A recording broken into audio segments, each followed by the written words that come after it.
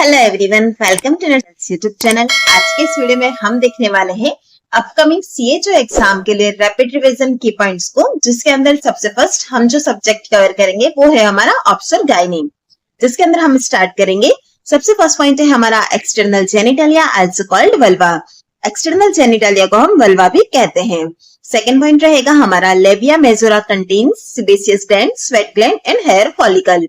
अगर हम बात करते हैं लेबिया मेजोरा की, तो उसके अंदर सीबेसियस ग्लैंड प्रेजेंट होती है, स्वेट ग्लैंड होती है और हेयर फॉलिकल भी प्रेजेंट होता है। चलिए बढ़ते हैं नेक्स्ट पॉइंट की तरफ। Labia majora is homologous to scrotum in the male. अगर हम बात करते हैं मेल के अंदर जो स्क्रोटम होता है वो होमोलोगस होता है लेबिया मेजोरा के। उसी तरह से लेबिया माइनोरा जो होता है वो होमोलोगस होता है to penile urethra and foreskin of the penis से। नेक्स्ट पॉइंट रहेगा हमारा vestibule contain 4 opening: urethral opening, vaginal opening, Bartholin ducts opening and Skene's glands opening. अगर हम बात करते हैं वेस्टिब्यूल की, तो उसके अंदर हमें टोटल 4 ओपनिंग देखने को मिलती है। सबसे फर्स्ट होती है हमारी यूरेथ्रल ओपनिंग, उसके बाद आता है वेजाइनल ओपनिंग, फिर आएगा बार्थोलिन डक्ट की ओपनिंग और फिर आता है स्किनी ग्लैंड ओपनिंग। इस तरह से 4 ओपनिंग जो होंगी वो आप वेस्टिब्यूल में देखेंगे। नेक्स्ट है Bartholin gland is first describe by Dutch physician Caspar Bartholin. Bartholin gland जो थी वो सबसे फर्स्ट किसने डिस्क्राइब की थी? कैस्पर बार्थोलिन ने। नेक्स्ट पॉइंट रहेगा हमारा vestibular bulb is homologous to the corpus spongiosum in mail.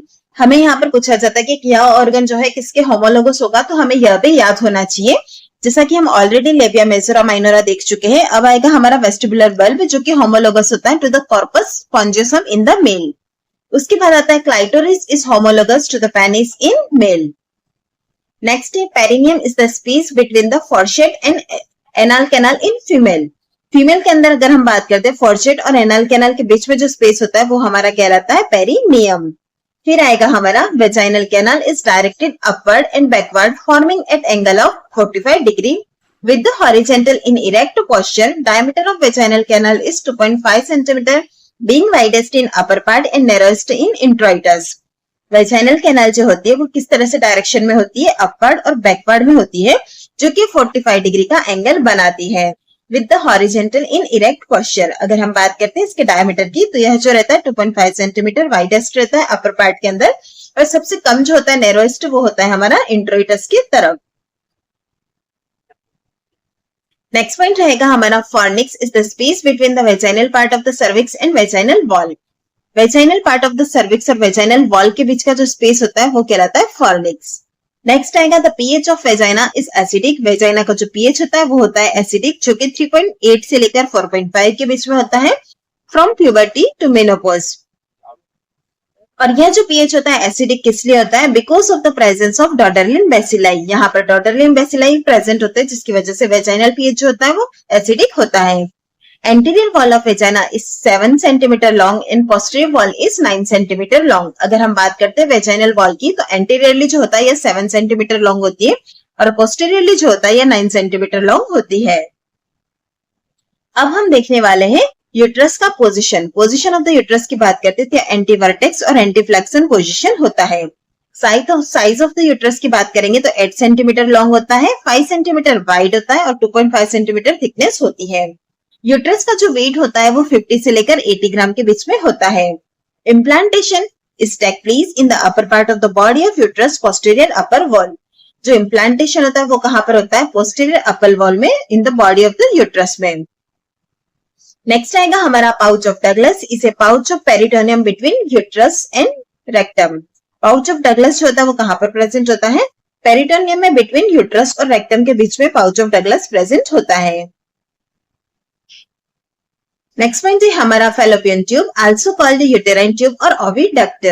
Fallopian tube जो होती है उसे हम क्या कहते हैं? यूटेराइन ट्यूब और ओविडक्ट भी कहा जाता है। नेक्स्ट है fallopian tube is about 10 centimetre long. Largest part of fallopian tube is ampulla. अगर हम बात करते हैं फेलोपियन ट्यूब की लंबाई की, तो 10 सेंटीमीटर होती है और इसका जो लार्जेस्ट पार्ट होता है वो होता है एम्पुला। नेक्स्ट है fertilization is usually occur in ampulla of fallopian tube. Fertilization कहां पर होता है? एम्पुला के अंदर, यानी कि फेलोपियन ट्यूब का जो हमारा लार्जेस्ट पार्ट था एम्पुला, वहां पर फर्टिलाइजेशन होता है। नेक्स्ट यहाँ पर बात की गई है ओवरी के मेजरमेंट की, तो ओवरी जो होती है 3 सेंटीमीटर लॉन्ग होती है, 2 सेंटीमीटर वाइड होती है, 1 सेंटीमीटर इसका थिकनेस होता है। चलिए बढ़ते हैं नेक्स्ट पॉइंट की तरफ। Pelvic floor is formed by 3 muscles. Pelvic floor जो होता है वो 3 मसल्स के द्वारा बना होता है और यह तीनों मसल कौन सी होती है? एक तो होती है प्यूबोकॉक्सिजियस, दूसरा होता है इलियोकॉक्सिजियस और फिर आती है इस्चियोकॉक्सिजियस विच कलेक्टिवली कॉल्ड लिवेटर एनाई। इसे हम तीनों को कलेक्टिवली क्या कहते हैं? लिवेटर एनाई कहते हैं, जिससे कि पेल्विक फ्लोर बना होता है। नेक्स्ट आता है the breast extended from 2nd to 6 ribs. 2nd to 6 rib के बीच में ब्रेस्ट जो रहते हैं वो एक्सटेंड रहते हैं। नेक्स्ट है thelarche is the first sign of puberty in female and testicular enlargement is the first sign of puberty in male. अगर हमसे पूछा जाए कि फर्स्ट साइन ऑफ प्यूबर्टी, तो यह मेल और फीमेल दोनों के अंदर अलग रहेगा। अगर हम बात करते हैं फीमेल की, तो उसके अंदर फर्स्ट साइन जो रहता है वो रहता है थैलार्ज, जिसे कि हम थैलार्ज कहते हैं। और अगर हम बात करते हैं मेल, तो वहां पर टेस्टिकुलर एनलार्जमेंट जो होता है वो फर्स्ट साइन होता है। नेक्स्ट है menarche is the first menstrual period occur at average age of 12 years. Females के अंदर जो मेनार्ज होते हैं वो फर्स्ट मेंस्ट्रुअल पीरियड को कहते हैं और यह अप्रोक्सीमेटली 12 इयर्स पर होता है।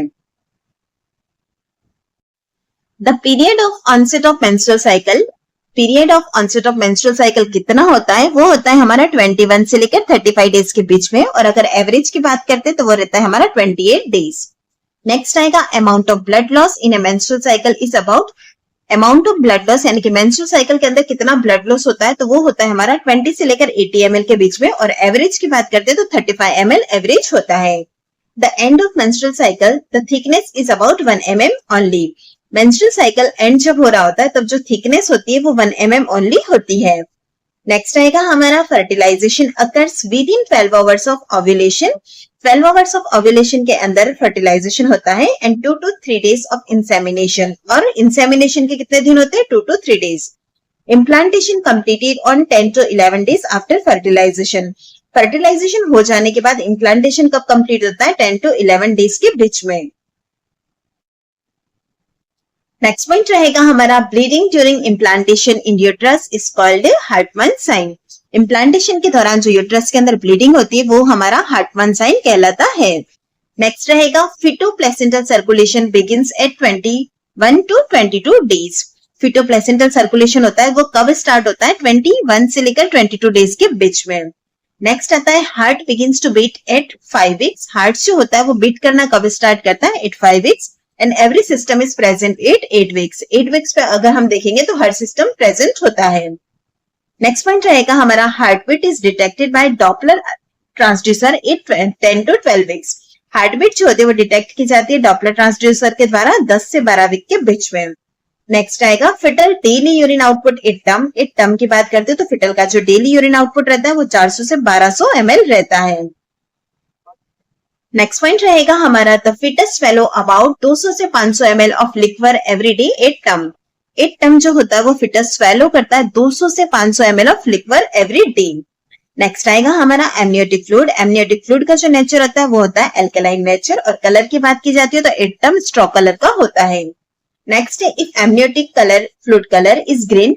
अगर एमनियोटिक फ्लूइड का कलर ग्रीन है तो यह इंडिकेट कर रहा है फिटल डिस्ट्रेस को। गोल्डन कलर जो होता है वो इंडिकेट करता है आरएच इनकॉम्पेटिबिलिटी को, और अगर ग्रीनिश येलो कलर है यानी कि सैफरन कलर है तो वो इंडिकेट करता है पोस्ट मैच्योरिटी को। डार्क रेड कलर होगा तो वो इंडिकेट करता है हेमरेज को, और डार्क ब्राउन कलर है टोबैको जूस की तरह तो वो इंडिकेट करता है इंट्रायूटेराइन डेथ को। नेक्स्ट आएगा हमारा oligohydramnios is the condition in which amniotic fluid level is less than 200 ml। 200 ml से कम अगर एमनियोटिक फ्लूइड होगा तो उसके लिए जो टर्म यूज में ली जाती है वो होता है हमारा ओलिगोहाइड्रोमनियस।